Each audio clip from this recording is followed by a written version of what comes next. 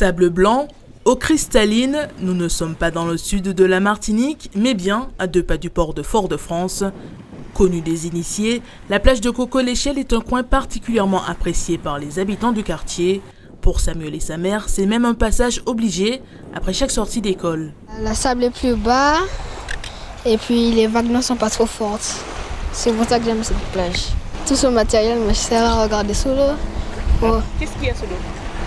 Des crabes, plein de choses. J'aime bien pour me détendre et passer un moment avec mon fils après l'école aussi.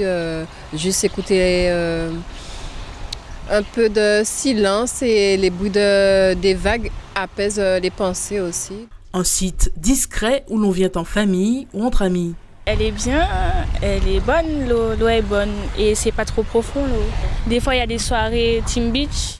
À quelques mètres de là, le port de plaisance communautaire, mis en service il y a 2 ans et demi, la marina est pour les plaisanciers un bassin portuaire idéal, à l'instar de Philippe qui vit aux Trois-Îlets. Il y a de la place pour les bateaux. Quand je dis de la place, je veux dire les bateaux ne sont pas serrés les uns contre les autres et donc c'est plus facile pour accoster. C'est plus proche des Trois-Îlets pour pouvoir effectivement mettre mon bateau.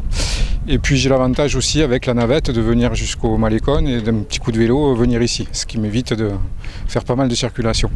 Le port est aujourd'hui géré par l'ACASEM. Malgré un taux de remplissage actuel de 95%, la rentabilité de la marina est encore à optimiser. Nous avons donc 300 bateaux dans le bassin principal et une centaine de bateaux à terre. Et nous sommes donc en train d'y accoupler un certain nombre de services, puisque vous avez dû voir que nous avons donc une plateforme qui est en train de se monter pour l'arrivée de 2 restaurants début 2018.